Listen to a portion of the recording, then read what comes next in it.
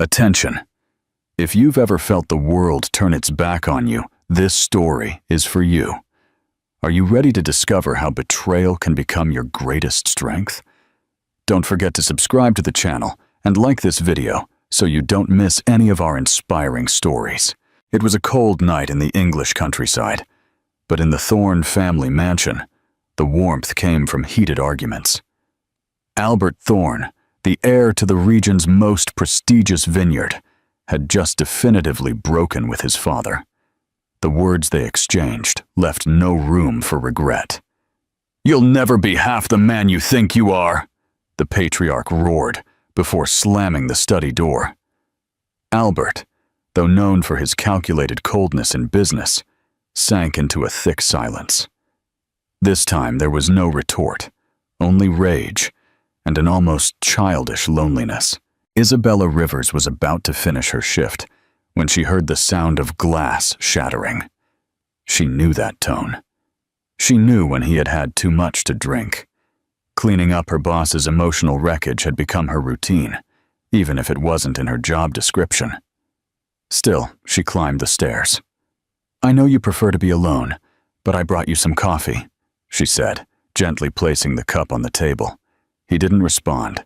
He just looked at her with red eyes, not just from the wine, but from pain. "Do you also think I'm a failure?" he asked with a twisted, bitter smile. Isabella hesitated. She sat down slowly, like someone entering sacred territory. "I think you're tired of fighting ghosts that aren't yours." He looked at her for the first time with genuine attention. The silence stretched between them, intimate and dense. It was the first time he had listened to someone who didn't treat him like a number or a threat. The wine bottle between them emptied quickly. Words flowed like never before. Isabella confessed that she cared for her mother with Alzheimer's, that she had left a fiancé in another city to pursue her dream of working with wines. Albert, in turn, spoke of the mother who died too soon and a father who never forgave him for it. For the first time, there were no walls between them. When he took her hand, it was as if the world stopped. There was no longer a difference between boss and assistant, between power and subordination. There were just two wounded hearts, seeking solace in each other's warmth. He slowly leaned in, expecting her to pull away. She didn't. The kiss was slow, almost hesitant. Then came the embrace, the touch, the abandonment of pain between fine linen sheets and unspoken promises. That dawn, Albert whispered his greatest secret. He had never wanted to follow his father's business. He wanted to open a small, artisanal winery with his own name. Something simple, something his. Isabella looked into his eyes, smiling. "You can do it. You just need courage." In the morning, he was already dressed, back to his mask of coldness. "You should leave," he said, without even looking at her. Isabella felt the immediate chill. Not a word about the night before. No affectionate farewell. Just the sound of the door closing behind her. But on the way home, something inside her told her that night hadn't just been an escape for him. She knew how to recognize a true touch, and she also knew, with an almost painful intuition, that something had changed within her. Something irreversible. Weeks later, looking at the pregnancy test in her trembling hand, she knew her life would never be the same. But what she didn't yet know was that she wasn't carrying just one life. There were 3 hearts beating inside her. Welcome to the Narratives and Memories channel. First of all, please leave a like. This way, YouTube will understand that our content is valuable and will show it to more people. It was days of silence. Isabella spent weeks trying to decide whether she should tell him. Maybe it had just been an emotional impulse. Maybe the pregnancy wouldn't prosper. But no. The constant nausea, the confirming tests, and above all that internal feeling, as if a greater force was guiding her, left no room for doubt. She was pregnant and needed to be honest. Even if her heart screamed with fear, she requested a formal meeting with Albert. He didn't even look up from his papers when she entered. "Make it quick. I have a video call in 10 minutes. The dry, professional tone churned her stomach. That night seemed like a distant delusion. Still, she took a deep breath, clutching the envelope with the tests between her fingers. "I'm pregnant, Albert, and the child is yours." The room froze. Albert looked up and stared at Isabella.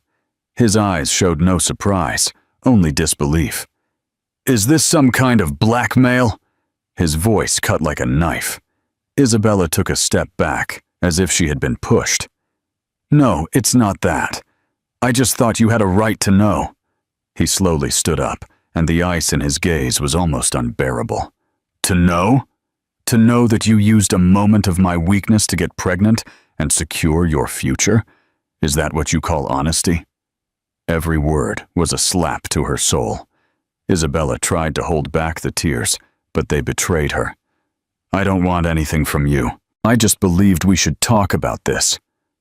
"Talk about what? A mistake?" "You're no different from the others, Isabella. You knew what you were doing. You knew it was just one night. Just one." He took the envelope from her hand, looked at it without opening it, and threw it onto the desk as if it were trash. "You're fired. As of today, take your things and leave." Isabella's breath caught. She tried to say something, anything, but the words hid in her throat. The man she had known, vulnerable, sweet for a few moments, was completely buried under pride and scars he refused to heal. "You'll regret this, Albert. Not for me, but for our child." She said it without anger, only with the sadness of someone who already knows what's coming. He didn't respond, just turned his back on her and looked out the window, as if avoiding her gaze was also avoiding his responsibility. When the door closed, silence again took over the room. But this time, it wasn't peace. It was emptiness. In the elevator, Isabella broke down. She cried as she hadn't cried since her father's death.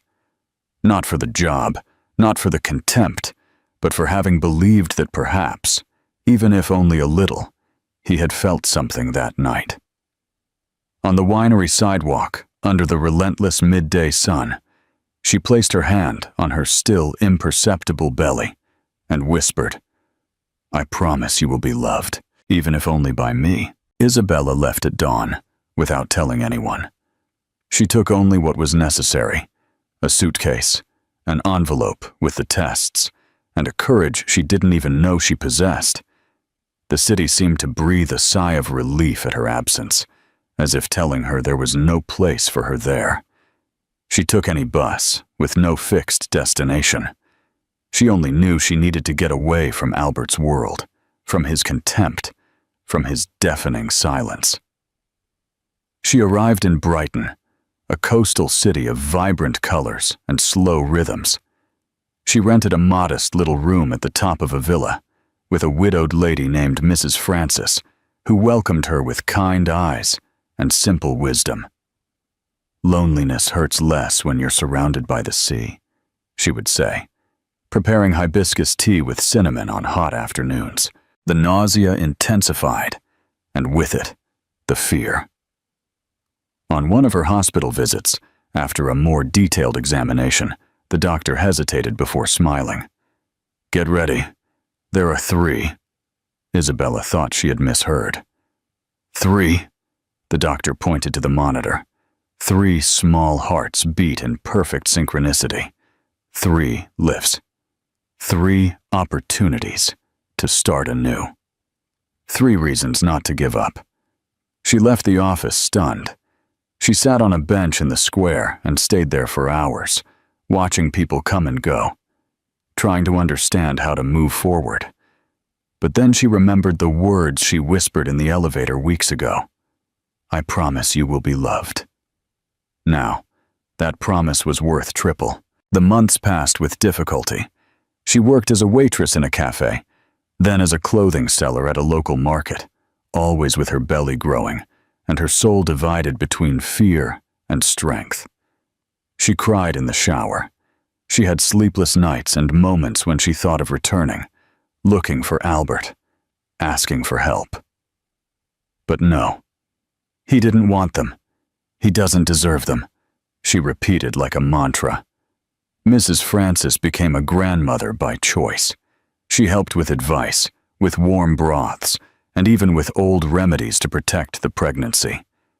Isabella learned to knit small crochet booties, and each pair represented a child. She kept the 3 in a small embroidered bag with the initials A, B, and C. She didn't know their names yet, but she already called them my miracles. When she went into labor, it was Mrs. Francis who ran with her to the hospital. It was an emergency C-section. Complicated. She almost couldn't withstand the pressure on her body.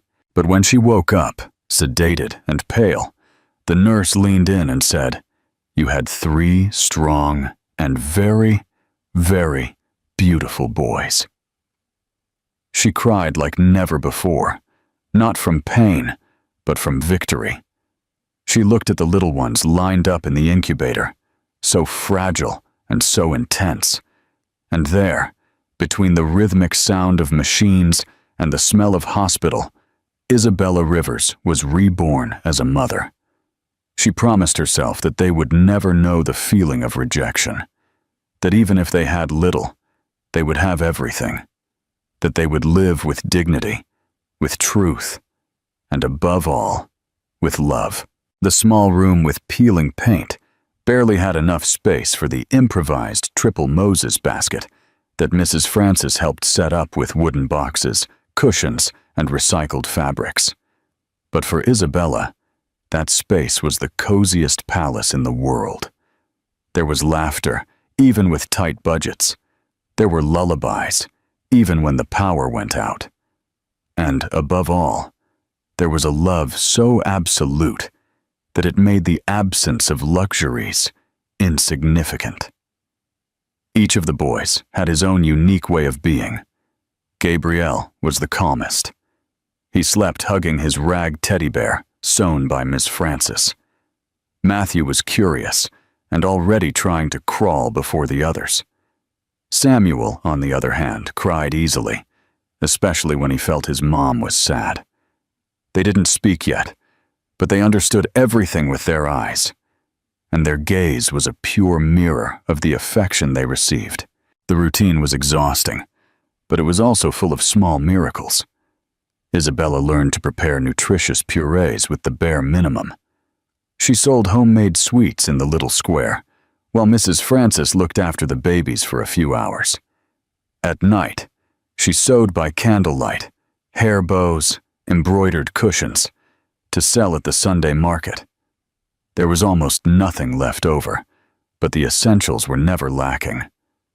There were nights when she woke up startled, dreaming of the past, of Albert's cold eyes, and the words that still resonated in her mind. "You're no different from the others." In those moments, she hugged her children and cried in silence. They didn't know it, but they saved their mother every time they smiled. Mrs. Francis had become more than a neighbor. She was a maternal figure, an angel sent to balance the stormy days. "You don't need much to be happy, child. You just need to be sure that what you do has love." She always repeated that, while rubbing anise tea on the babies' colicky bellies. On the wall, Isabella taped a sheet with a simple drawing. 5 little stick figures holding hands. Written in marker was the title, "Our Family."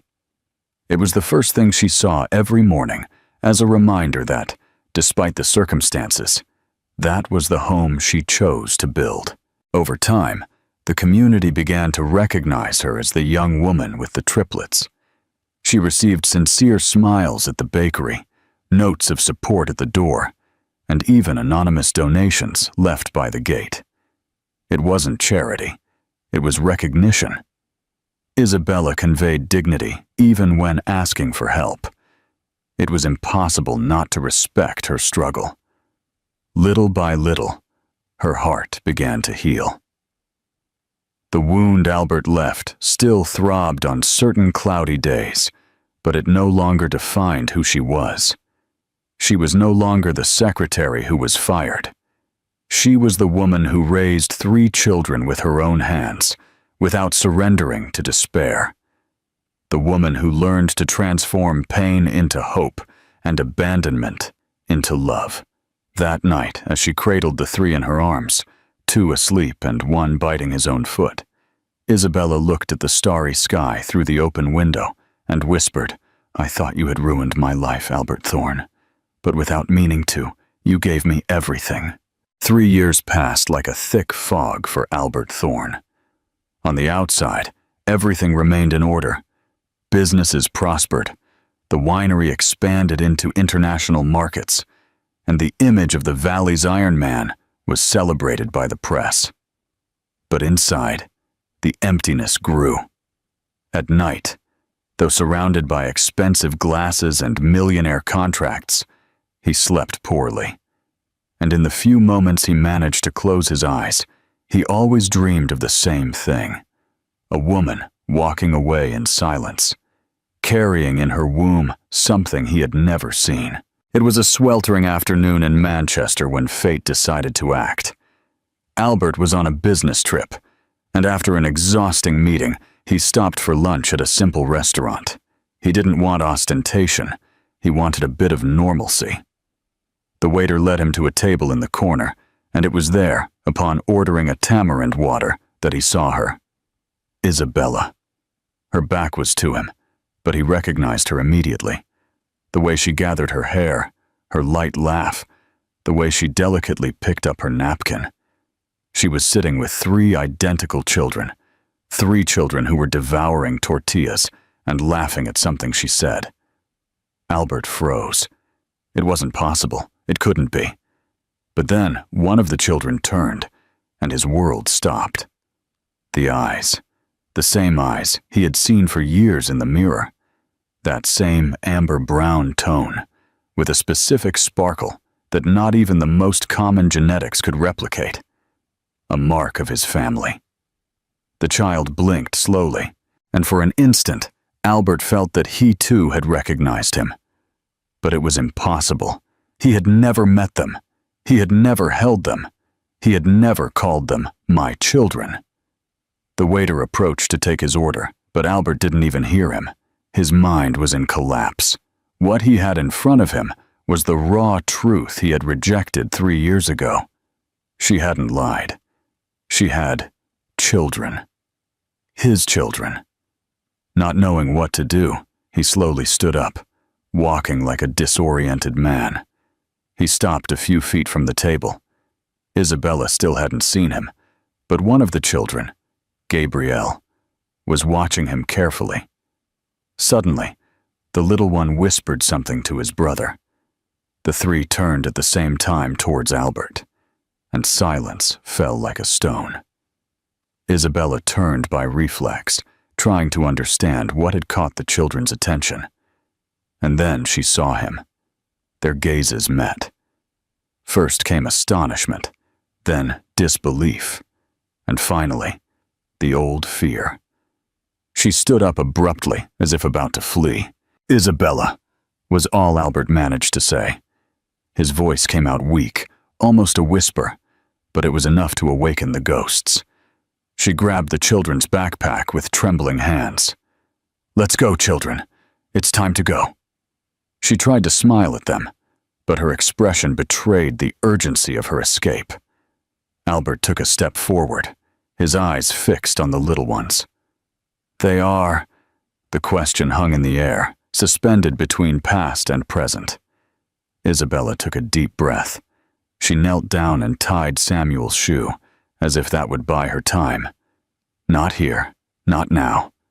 And then she walked out the door with the 3 by her side, without looking back. Albert stood there, alone, surrounded by empty tables and untouched plates, feeling for the first time in years that there was something more important than business, than pride, than his image. Something he had let slip through his fingers. That night was the longest in Albert's life.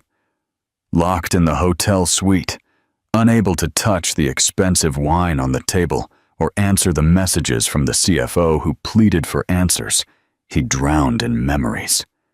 The children's faces returned like lightning flashes, every one of his features imprinted on them, as if fate had left obvious clues he ignored for years. The next morning he couldn't wait. He tracked down Isabella's address. The restaurant waiter knew someone who lived in the same villa as her. When he arrived, he was not met with hostility, but with surprise. Mrs. Francis watched him from the terrace. Her eyes narrowed. "So it's you, you rascal," she said, before calling Isabella with a simple, "Child, the visitor has arrived." Isabella appeared minutes later, her hair pulled back in an improvised bun, dressed in simple clothes, and one of the children in her arms. Her gaze was hardened, but her eyes showed a shadow of nervousness. She didn't ask why he was there, she just said, "Not here. Let's walk." And so they walked side by side along a path near the sea. The sound of the waves was the only thing that filled the silence between them, until Albert bluntly asked, "They're mine, aren't they?" Isabella bit her lower lip, as if trying to contain an old pain. "You know they are." He looked away, clenching his fists. "Why didn't you look for me? Why did you disappear without saying anything?" She stopped walking. The wind played with the loose hairs on her neck. "You threw me out, with contempt, with hatred, with words I still hear when I close my eyes." Her voice trembled for an instant, but remained firm. "I didn't disappear. I survived." Albert felt a weight in his chest that no board meeting, no difficult negotiation had ever caused him. Guilt gnawed at him, but he didn't know how to deal with it. "I wasn't ready. I thought it was a lie, a trap." And then, as a reflection of his own cowardice, he said, "I want to do a DNA test." Isabella didn't answer immediately. She just looked at the sea. There was no anger in her eyes. There was exhaustion. "Do you still need proof, Albert, after seeing their eyes?" He was silent, defeated. But she understood. "All right, do the test. I have nothing to hide, but don't use that as an excuse to run away again." Days later, he returned with the papers in hand. A renowned laboratory, total discretion. Isabella received him with Matthew in her arms and just said, "They are not just yours by blood.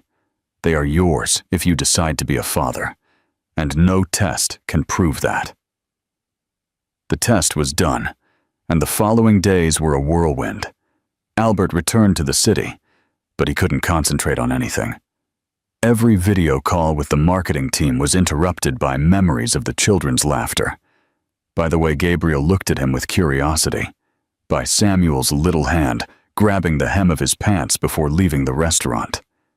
When the results arrived, he didn't need to open them to know the answer. But he did. 3 times. 3 genetic identifications. 3 confirmations. 3 children. The blood he had denied. The family he had rejected. Now the question was he ready to accept them? The envelope rested on the mahogany table, in the middle of a room that smelled of power, luxury, and emptiness. Albert looked at it as if it contained dynamite. It was sealed, but in his mind, it already screamed truths he had refused to hear for 3 years. The world around him whispered, "There's no way to pretend anymore." With trembling hands, he broke the seal. A dense silence fell over the room as he read, line by line, the clinical report. 99.99% genetic compatibility with individuals A, B, and C. 3 genetic identities. 3 children. 3 mistakes that now screamed to be corrected. He leaned back in the chair and closed his eyes tightly. But there was no way to erase reality. For the first time in years, Albert Thorne cried. He cried like a man who sees his entire life, built on walls of denial, crumble. The words he said to Isabella that morning, cold as ice, returned like needles. "You're no different from the others." That phrase now sounded absurd, cruel, inhuman. He walked through the house like a ghost. He passed through the great hall, looked at the paintings with the Thorne family genealogy. Names, dates, titles, and none of them now seemed to make sense. 3 little heirs ran through a coastal town without knowing who they were, while he hid behind reports and childish fears. He took the car aimlessly. He drove for hours until he stopped in front of the winery. The vines were tall. The sun gilded the leaves. He remembered walking there with his mother when he was a child. "You will be a good man, my son, if you are not afraid to love." That phrase, forgotten for so long, now echoed like a prophecy, and he had failed. At home, he opened the safe and took out a small wooden box with his mother's old objects. Photographs, letters, a brooch. Among them, a note he never knew she had written to him before she died. In a soft handwriting it said, "What you do with the feelings of others will say more about you than any inheritance you can carry." And the weight of guilt suffocated him. It was no longer the fear of being a father. It was the shame of having been a small man. A man who chose distance instead of dialogue, pride instead of affection. A man who allowed 3 lives to be born and grow without his presence, without his protection, without his affection. The next morning, he drove to Brighton without warning. He didn't bring escorts or a luxury car. He arrived as one who seeks redemption, not reconciliation. He knocked on Mrs. Francis's door with red eyes and a trembling voice. "They are my children, and I know it, but I don't know if I can still be something for them." Mrs. Francis looked deeply into his eyes, with the wisdom of one who has seen many falls and a few true redemptions. "You can't change what you did, son, but you can decide what you're going to do now, and only you can choose that."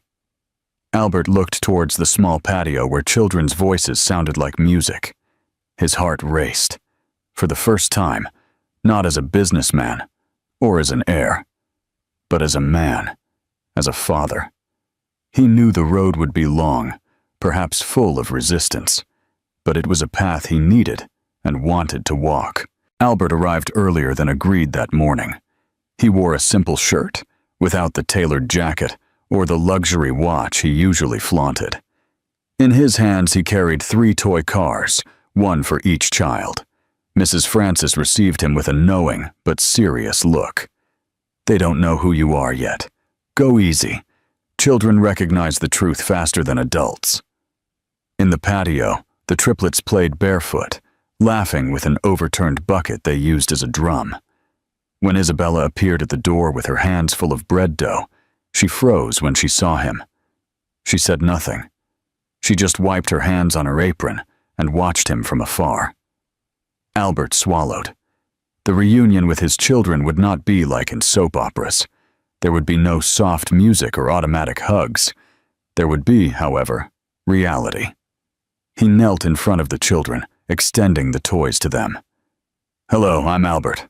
I brought you something." The 3 stopped, looking at him with distrust. Samuel was the first to take a step, but immediately returned to his brother's side, pulled by Matthew. The trio looked at each other, and instead of taking the gifts, ran towards Isabella. Albert's heart broke in silence. There were no screams or tears, but the gesture was enough for him to understand. They didn't know who he was, and what's more, they didn't trust him. Isabella walked up to him, took the cars from his hands, and placed them on the patio table. "They're afraid of strangers, and for now, That's what you are." He nodded without arguing, without protesting. He remained seated, watching them play from a distance. He tried to smile when Gabriel stumbled and got up by himself, but he felt like a guest at a party no one had invited him to. These children were not ungrateful. They were simply loyal to the only love they knew, hers. In the following days, he returned several times. He brought fresh juices, children's stories. He even tried to sing an old song his mother had taught him. Sometimes he got a giggle, other times not even a glance. It was delicate ground, and every false step could cost weeks of progress. One afternoon, Isabella found him sitting on the patio floor with one of the children by his side drawing. It was Matthew, the most observant. Albert held a colored pencil and tried to copy an airplane. "You're very bad at that," the child said with stinging sincerity. Albert laughed. "Yes, I know, but I'm trying." Matthew didn't answer, but he didn't move away either. It was a start. However, progress was slow. One night, Albert left the house with a broken heart after Samuel screamed, "I don't want him to come anymore," crying when he tried to touch him. Isabella just walked him to the gate and said softly, "They still don't understand who you were, and you still haven't shown them who you want to be." Albert stopped on the dark sidewalk with his hands in his pockets, looking at the sky. For the first time in his life, money was useless. The Thorn name meant nothing there, and he finally understood. Presence is not the same as fatherhood. Closeness does not replace affection. And love is built, one gesture at a time. Time, even for an impatient man like Albert, became an unexpected ally. He continued to go to Isabella's house every day, without demanding anything, without imposing his presence. He brought fresh fruit for snacks, fixed broken toys, and learned for the first time in his life what it meant to be present without expecting a reward. It was on a cloudy afternoon, one of those when the sky threatens rain, when something began to change. Albert was sitting on the patio, watching the children draw with colored chalk on the concrete floor. He had learned not to interfere, just to be near. When Matthew ran inside, Gabriel concentrated on coloring a sun with eyes and a smile. But it was Samuel, the most sensitive of the three, who approached. With timid steps and a sheet clutched in his little hands, Samuel stood in front of Albert. His brown eyes, identical to his father's, looked at him with a strange serenity. "It's for you," he said, extending the drawing. Albert took the sheet carefully, as if it were made of glass. There were 5 figures drawn with colored pencils, 3 small ones with thin legs and huge heads, the triplets, a woman in a lilac dress with her hair pulled back, Isabella, and by her side a tall man with what looked like a straw hat. Albert recognized his own suit jacket drawn in blue. Above the man's head, a misspelled word, Daddy. A lump formed in Albert's throat. Time stopped. He held the drawing tightly, as if he feared it might fly away. He tried to speak, but nothing came out. Only silent tears rolled down his face, not of sadness, but of something deeper, acceptance. Samuel approached and touched his face. "Are you crying?" Albert nodded. And then the child asked almost in a whisper, "Are you really our daddy?" The question was so pure, so disarming, that it hurt and healed at the same time. Albert knelt down and placed his hands on the child's small shoulders. "Yes, son, I am. And I'm so sorry for not having been here before." Samuel smiled shyly and hugged his neck. It was a soft, brief hug, but for Albert it had the weight of a rebirth. Isabella, who was watching everything from the kitchen window, leaned against the wall and closed her eyes. A tear escaped before she could hold it back.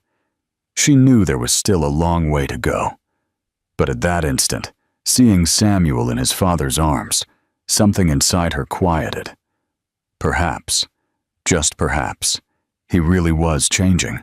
In the following days, the other children began to approach more. Gabriel asked for help with a new toy. Matthew insisted that he watch him ride his bike without training wheels. And little by little, the patio filled with laughter, with innocent conversations, with bonds that began to form where before there had only been distance. Albert kept the drawing in his wallet like an amulet. It wasn't just a child's drawing. It was the symbol of the moment he stopped being a stranger to become, for the first time, a daddy. That night, after putting the triplets to bed, Isabella found Albert sitting on the patio, gently rocking in the wicker chair, with the drawing Samuel had given him days earlier in his hands. The silence between them was not uncomfortable, but it carried a dormant tension, like a topic that needed to be said, but was still waiting for its moment. She sat beside him with a cup of tea in her hands.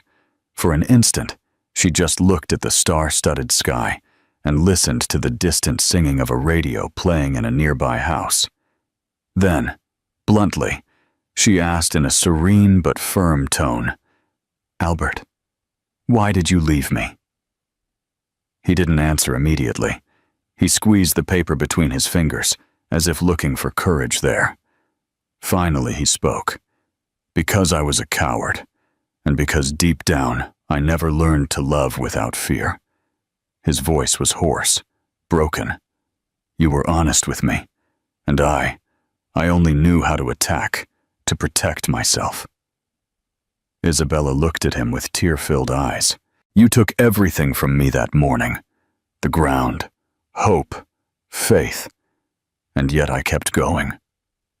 She spoke not with resentment, but with the raw pain of someone who had to rebuild herself alone. "For months I wondered what I did wrong. Why did a night that was so real for me mean so little to you?" Albert covered his face with his hands. "It wasn't little, Isa. It was the most sincere moment I'd lived in years. But I grew up in a house where feeling was a shame, where weakness was forbidden.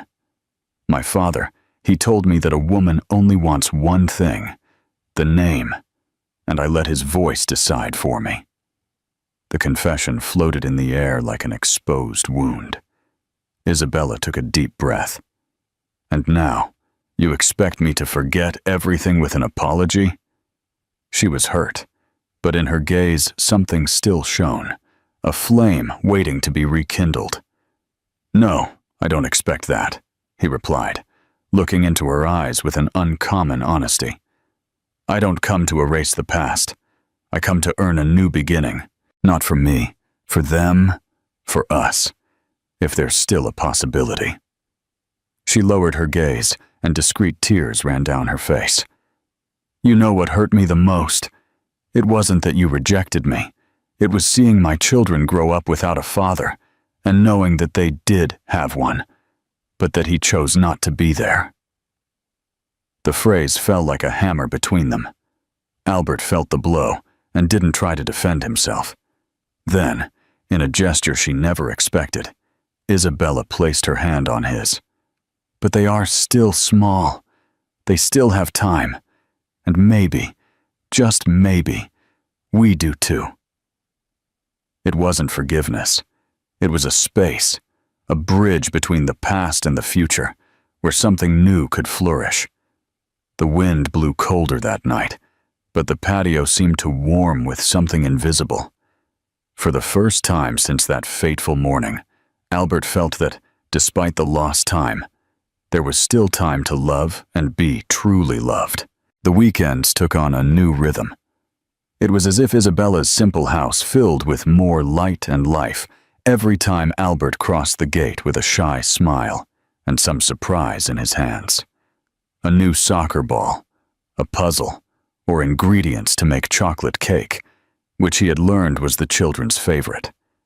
At first, the triplets still observed his every gesture with unconscious caution, like someone trying to understand where presence ends and affection begins. but a few games of tag, 3 stories told in funny voices before bed, and 1 or 2 amusing stumbles while assembling toys were enough for the resistance to begin to dissolve. Albert was not good with children. At least he wasn't, until they arrived. Gabriel called him Uncle Albert at first, and although the word Daddy didn't come out often yet, there was a different sparkle in the little one's eyes when he arrived. A sparkle of recognition, of security, that is only built with consistency. Isabella watched everything with a mixture of relief and apprehension. It was beautiful to see them laugh, run after their father with little hands full of dirt, trusting, playing. But there was a part of her that still didn't dare to believe completely. After all, she knew the Albert who hurt with sharp words and hid behind his pride. Was he really changing? Or was it just a moment of fleeting remorse? One Sunday afternoon, they decided to prepare the famous chocolate cake Isabella used to make for birthdays. Albert, clumsy with flour and eggs, messed up half the kitchen, causing genuine laughter from Gabriel and Matthew. Samuel, the most serious, just said, "You need lessons with Mom." Albert laughed loudly. "Then let her teach me." Isabella, leaning against the doorframe, hands on her hips and a slight smile on her face, watched the scene. There was something so simple and precious about that moment that her chest tightened. Part of her wanted to go in and be part of the chaos, of the dough on the floor, of that recovered childhood. And another part still feared that all of it was temporary. That night, after the children fell asleep, exhausted from sugar and tiredness, Albert stayed a little longer. They sat on the patio, as was customary, but this time he brought a bottle of red wine from the winery's harvest. "I brought it because I wanted to share it with you, without a past, without promises. Just a present." She accepted the glass cautiously, and they toasted in silence. His gaze was now different. There was no longer haste or arrogant certainties. There were doubts, hope, and a patience he had learned with the children, that of waiting for the right moment.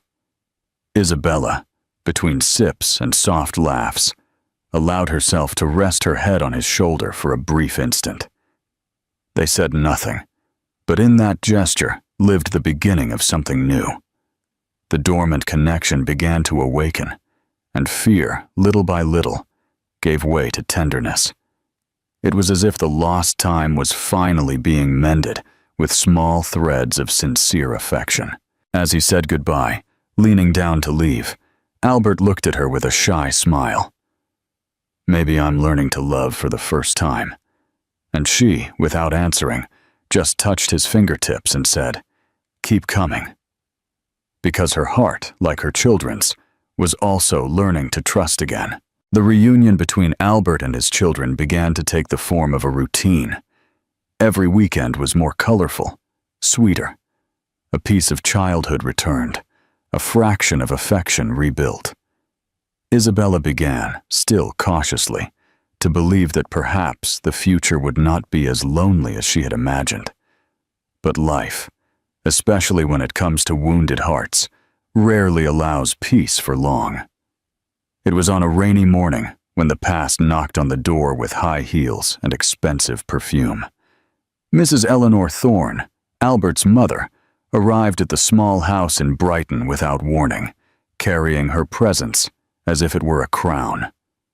Always controlling, cold as northern winters, she had never approved of any of her son's emotional decisions. But upon learning from the newspapers that he had traveled inland for personal and recurring reasons, she decided to investigate. Isabella opened the door with Samuel in her arms. She didn't recognize the woman immediately, but the surname spoken in an authoritative tone made her shiver inside. "I'm Eleanor, Albert's mother. Can we talk?" It wasn't an invitation. It was an order. Her presence filled the small room with silent judgment, and every glance was a sentence. Isabella offered tea, trying to maintain politeness, but Eleanor rejected it with disdain. "I've come to set things straight." Her eyes swept over the humble surroundings with barely disguised repulsion. "You did your job very well, Isabella. The secretary who became the mother of the heirs. The story is almost like a soap opera." Isabella maintained her composure. There was no trick. There was no plan. There was abandonment, and then decisions. The firmness in her voice surprised even herself, but Eleanor smiled coldly. "You'll end up alone again, dear. My son may be blinded by guilt, but he doesn't belong in this world, in this dusty land that smells of cheap soap." At that moment, Albert entered through the door. He had come to bring a gift for the children, but the scene froze him. His mother standing in the living room, looking at Isabella as if she were an intruder. Isabella's expression was one of restraint, but her eyes silently pleaded for help. Albert closed the door firmly. "What are you doing here, Mother?" Eleanor turned, surprised by his firm tone. "I'm saving you from a mistake that could ruin your life. You have an inheritance, a reputation. You can't throw it all away for a whim." The word fell like acid in the room. Albert took a deep breath. The old dilemma presented itself. Legacy or love, his mother's acceptance or the truth of his heart. "You don't understand," he said firmly. "These children are my life, and Isabella is the strongest and most dignified woman I have ever known." His mother let out a dry laugh. "If you continue with this, Albert, you will be disinherited. You will lose everything we built." Silence was immediate. Isabella looked at him with fear, not of the future, but of his answer. Then Albert, his voice trembling but determined, said, "If all that forces me to deny my own family, then perhaps I never had anything true." Eleanor, wounded by the blow, left without another word, leaving behind the smell of poison and unresolved past. Isabella approached, still in shock. "You don't have to do this for us." But he took her face in his hands with tenderness. "It's not for you. It's for me. Because I finally understood that love is not weakness. It's freedom." The days after the confrontation were silent, dense.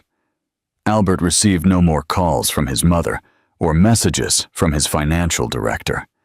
The joint account of the Thorne family was frozen. The corporate card, canceled. For the first time in his adult life, he felt the weight of being completely on his own, without the comfort of fortune, without the protection of the family name. But curiously, he felt no fear. He felt relief. The world he had known, with its crystal glasses and dinners under huge chandeliers, now seemed small, limited, and real, because what he had discovered in recent months was much bigger. The sound of his children's laughter in the morning, the aroma of Isabella's cheese bread, Samuel's shy hug when something scared him. It was a new universe, and he was willing to fight for it. Determined, Albert returned to his mother's house not to ask for forgiveness, but to say goodbye. He found her in the main living room of the Thorne estate, among marble columns and furniture inherited from generations. Eleanor didn't even get up when she saw him. "Did you come to grovel? It was about time." He smiled sadly. "No, I came to free you and to free myself." She tried to respond with sarcasm, but he interrupted her with a firmness he had never used with her before. "All my life I tried to mold myself into what you believed a Thorne should be. Strong, cold, ruthless. But now I understand that all that you call strength is actually fear, and I'm not going to live in fear anymore." Eleanor finally stood up. "Are you going to give up the winery? The empire your father built? Are you going to leave everything in the hands of strangers for a little woman and 3 bastard children?" Albert took a deep breath. There was no explosion, only a definitive calm in his reply. "They are my children, my blood, and she is the woman who taught me to love. If that makes me unworthy of the empire, then let it crumble." She screamed, called him weak, ungrateful, but he simply left. He didn't look back. He didn't hesitate. The gate of the Thorne estate closed behind him with the sound of a broken cycle. For the first time, Albert Thorne was his own man. Back in Brighton, he went straight to Isabella's house. He found her washing clothes in the laundry room, her hair pulled back in a loose bun, and the children playing with twigs in the yard. He watched her for several seconds, absorbing every detail of that simple life that was now all he desired. Isabella noticed his presence, and seeing his eyes, she understood. "She disinherited you." He nodded. "But she didn't take anything from me. She just freed me from what bound me." He approached and took her hands. "Isa, I choose you, not as a burden, not as a sacrifice, but as my only truth." She, for a moment, hesitated. Her tear-filled eyes were not of sadness, but of disbelief. "Are you sure about that?" He smiled, caressing her face gently. "For the first time, I'm sure of everything." And there, in that dusty yard and new hope, he knew that perhaps he was poor in money. Yes, but rich, absurdly rich, in what matters most. Love. The afternoon was golden, the sky tinged with peach and lilac tones. The triplets ran around the yard with improvised kites that Albert had helped them build with popsicle sticks, string, and colorful plastic bags. Gabriel laughed heartily. Samuel narrated his own race as a soccer commentator, and Matthew, focused, tried to balance the kite against the wind. It was a scene so simple and so powerful that Isabella, from the window, allowed herself to smile with eyes full of light. Albert watched them with a tenderness she had never seen in him. There was no obligation, no guilt, only presence. When one of the children tripped and fell, Albert ran, picked him up in his arms, and, as if it were natural, blew on the scraped knee. Samuel, through tears, said, "Daddy fixes everything." The phrase struck deep in Isabella, like a forgotten melody that suddenly returned. After the children fell asleep, exhausted from so much playing, Isabella sat on the patio with Albert. The silence between them was full of meaning. He approached, sat beside her, and took a folded paper from his pocket, the same drawing Samuel had given him weeks earlier. "I carry it with me wherever I go," he said, almost in a whisper. She looked at him sweetly. His face was illuminated by a softness that didn't match the man who had rejected her years ago. It was as if another person had been reborn from inside that old suit, and for a moment, she allowed herself to believe. Maybe, in truth, he had changed. Albert slowly turned, his face inches from hers. "Isa, I don't just love our children, I love you." Isabella's heart raced. She felt that old desire to lose herself in his touch, in the familiar scent of his skin. But along with the desire came fear, sharp, deep, immense. She closed her eyes, feeling his lips approach, and pulled away. "No." The word came out soft, but laden with pain. He looked at her, surprised, hurt. "Isa." She stood up, crossing her arms. She didn't want to seem cruel, but she needed to be honest. "You love the children, Albert. I see it. And they love you. But what about me? Do you really love me? Or do you love the idea of repairing everything you broke?" He was silent.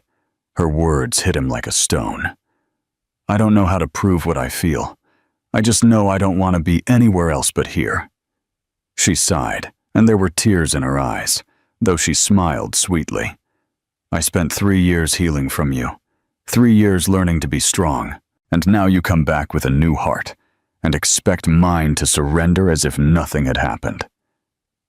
Albert slowly stood up. No, I don't expect that, but I'm going to wait for you, for as long as it takes. I lost 3 years, and I don't want to lose any more, but I'm going to respect your time. He took her hand carefully, kissed the back of it, and left in silence, leaving only the sound of his footsteps on the dirt and an unspoken promise floating in the air. Isabella stood there, alone, looking at the sky that was now a dark mantle sprinkled with stars.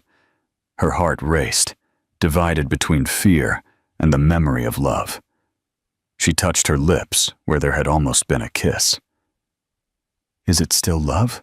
she whispered, and she knew that answer would only come with time. The day began with the smell of rain and ended in anguish. It was almost midnight when Isabella realized something was wrong. The triplets were restless, their foreheads sweaty, and their bodies too hot. Samuel was sobbing softly in the room, while Matthew and Gabriel huddled together, tired and feverish. The thermometer confirmed her fear. All of them had high fevers. Isabella, alone and distressed, tried to remain calm. She applied compresses, offered water, but desperation set in.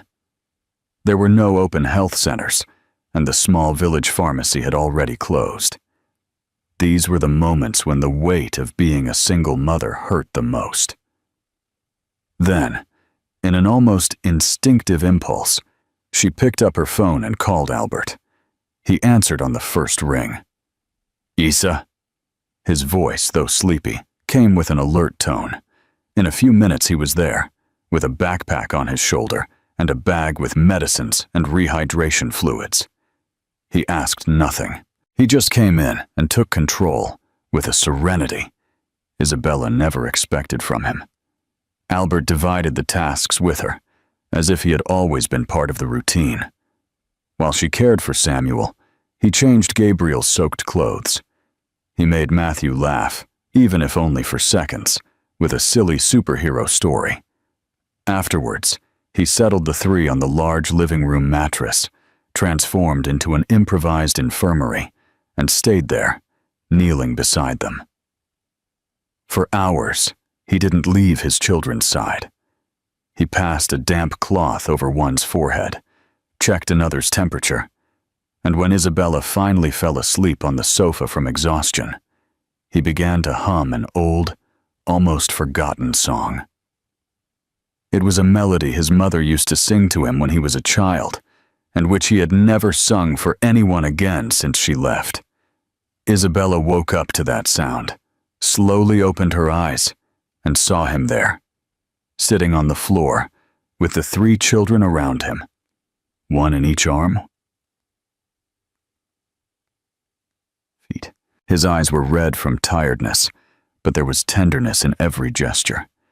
He didn't know she was watching him. He was defenseless. He was simply a man, exhausted, but completely devoted. That image was etched into her soul. It was no longer about forgiveness. It wasn't about the past. It was about the now, about presence, care, that silent love that needed no words. She saw the man who once hurt her, and she saw for the first time the father of her children. When the sun began to peek over the horizon, tinting the sky with soft shades of orange, the children were sleeping deeply. The fever was beginning to subside. Albert, without noticing, fell asleep sitting up, still holding Samuel's hand. Isabella slowly approached, covered him with a light blanket, and stayed there by his side, sitting on the floor. She said nothing. She just rested her head on his shoulder, closed her eyes, and smiled in silence. For the first time in years, she felt protected, not as the wife of a powerful man, but as the partner of someone who, at last, had learned the value of a healing presence. The weather in Brighton was calm. After the difficult night, the triplets were running around the patio again, as if the fever were just a distant memory. Albert now visited the house every day, not out of obligation, but because there, finally, was where his heart found rest. The simple routine, the breakfast full of crumbs, and the messy hugs gave him a meaning that the Thorn Empire had never offered him. But all peace, especially that which involves still healing hearts, is fragile. One clear afternoon, while Isabella was sewing in the shade of the patio and the children were coloring the ground with chalk, a black van stopped in front of the house. A woman with dark glasses, fine heels, and a designer dress that completely clashed with the landscape got out. Her name, Camilla Hayes, Albert's ex-fiancée, walked with firm steps to the gate and smiled with perfectly made-up lips. "Hello, Isa. I hope I'm not interrupting anything important." Isabella stood up. Instinctively protective. "What are you doing here?" Camilla slowly took off her glasses, revealing eyes as cold as stone. "I came to get back what's mine, or rather, what always was." Minutes later, Albert arrived. Seeing Camilla, his expression hardened. "What do you want, Camilla?" She smiled like someone who believes they are in control. "Just to talk. Can we? Please?" Isabella, still holding one of her children's drawings, watched them from a distance. Her chest felt tight. It wasn't jealousy. It was fear. Fear that, deep down, there was still room for that woman in his heart. Camilla and Albert talked under the shade of a tree. She spoke of business, of how her parents were willing to forgive him if he left that village life. She told him she still loved him, that what they had could be rebuilt, that he just needed to leave that madness behind. Albert calmly replied, "You don't love me, Camilla. You never loved the idea of that Albert Thorn, whom you molded to fit into your gala dinners. I am no longer that man, and even if I were, I would never return to what has no soul." Camilla let out a cynical laugh. "Are you going to trade all this for a little woman, and 3 children who weren't even wanted?" He looked at her firmly. "They were wanted, even before they were born. I just didn't know it yet." Camilla left furiously, but the damage was already done. Isabella, who had seen everything from the window, felt the old insecurity tightening her chest. That night, as she tucked the children into bed, Camilla's voice echoed in her mind. "Do you really think he's going to stay here forever?" Later, when Albert approached to offer help in the kitchen, she pulled away. "Maybe it would be better if you took some time to think clearly. All this may seem nice now, but maybe you're just trying to compensate." He looked at her, surprised and hurt. "Do you think this is guilt? Isa, I chose you. I chose them." She looked away. "But when all this passes, will you still want this simple life? Will you want the woman you threw out?" There were hidden tears in her voice, and for the first time in weeks, the distance between them was felt again. Albert took a deep breath. "If I have to prove again that I belong to you, I will. But please, don't run away again just because you're afraid of being truly loved." Isabella didn't answer. She just gently closed the bedroom door, taking with her a whirlwind of emotions she thought she had overcome. Camilla's words and the insecurities Isabella had buried resurfaced like persistent ghosts.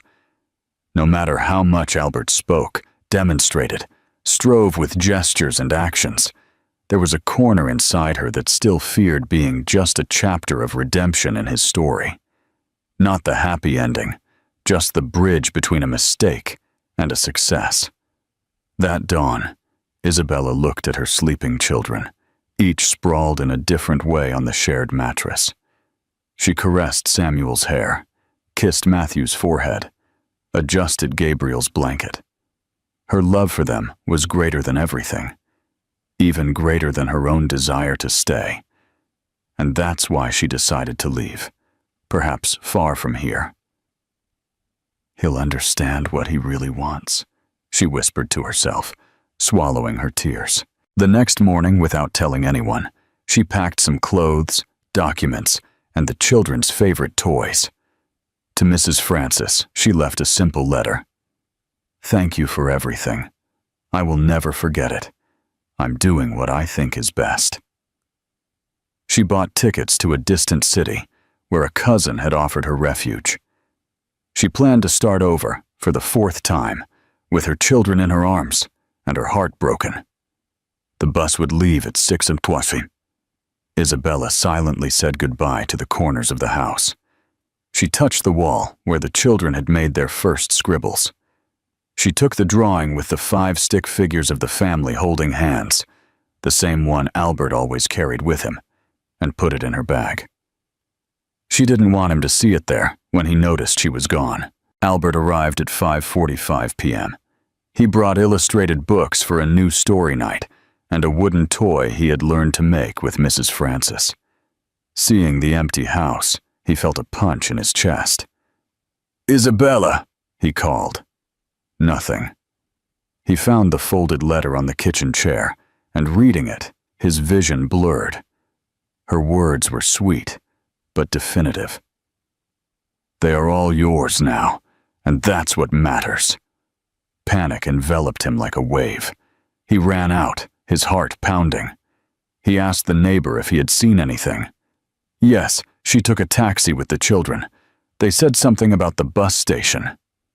He didn't think. He got in the car and drove like never before, running red lights, ignoring honks, praying to arrive on time. At the terminal, the buses were already starting their engines. Albert jumped out of the car and ran down the platform shouting his children's names. "Gabriel! Matthew! Samuel!" People looked at him strangely, but he didn't care. And then he heard it. A small, innocent voice. "Daddy?" He turned and saw Gabriel in Isabella's arms, pointing at him with wide eyes. She was standing by the bus, with her suitcases at her feet, and her eyes full of tears. "What are you doing here?" she asked, her voice breaking. Albert ran to them, panting, his eyes desperate. "Don't do this, Isa, please. Don't run away from me again." She looked at him, her face wet, the children around them not understanding. "I just don't want to be the obstacle. I don't want to be the woman who ties you to a life you might not want anymore." Albert took her hands tightly. "You don't tie me. You free me. You and these children are all I want, all I chose. Please, stay." Isabella's eyes filled with hope. For the first time, she didn't hear promises. She saw truth. And on that concrete platform, surrounded by goodbyes and reunions, she allowed herself to understand that loving was also letting herself be cared for. Then, she dropped her suitcase, knelt to hug her children, and whispered, "Let's go home." The night was serene, and the clear sky seemed to bless the village with a peace-filled silence. Back home, Isabella prepared hot chocolate for the children who were running in circles with renewed energy. They didn't understand the words the adults had exchanged, but they felt it in the air and in their hearts. Something had changed. The fear had dissolved. The home was finally complete. Albert stood by the door, watching the scene with tear-filled eyes. In recent months, he had felt love blossom in the details. In each shy hug from his children, in Isabella's reserved smile, in the simple dinners shared under the dim kitchen light. But now he knew he needed to say, in no uncertain terms, what he had kept inside. He asked for a moment. He called the children and Isabella to the patio, where the full moon illuminated the dew-damp grass. Isabella, with some distrust, followed him with the children in her arms. Gabriel tugged at Albert's pant leg, smiling. Samuel carried his inseparable toy car. Matthew leaned against his mother's leg. Albert took a deep breath. Then he knelt on the ground, without ceremony, without rehearsal. only with the truth.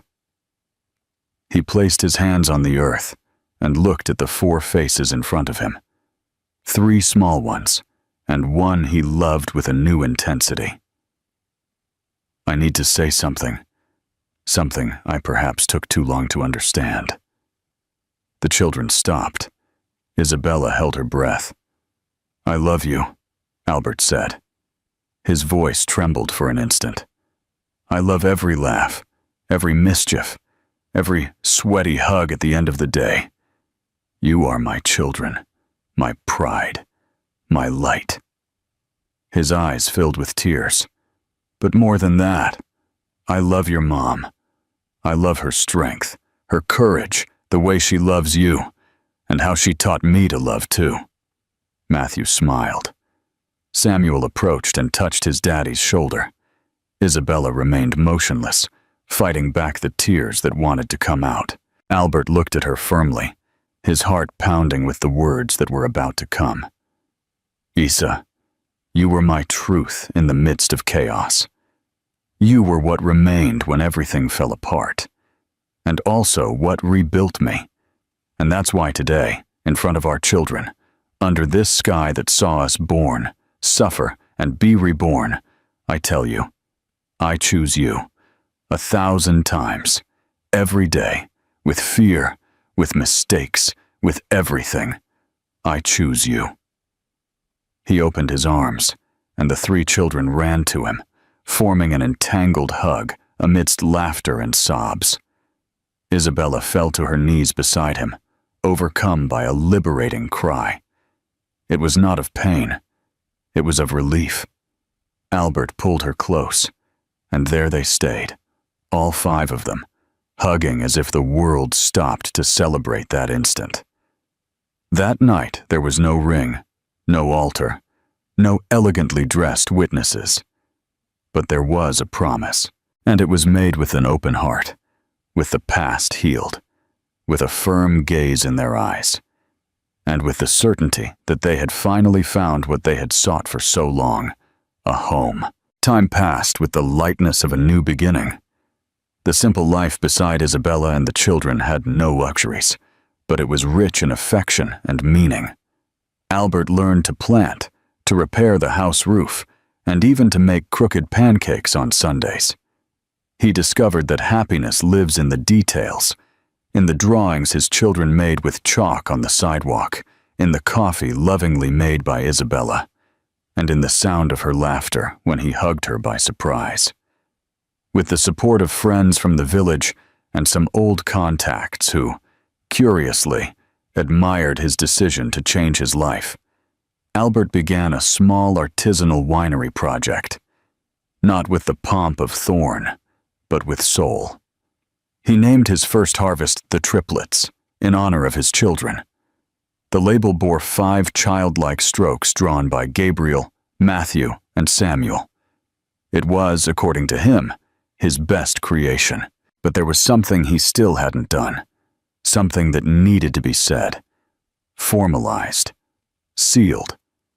Not because their love demanded it, but because his heart wanted to show the whole world that there were no longer any doubts. So one Saturday afternoon, when the sky was golden like honey, and the sea lazily hit the rocks, he prepared a surprise. He took Isabella and the children to the beach, where they had walked together for the first time.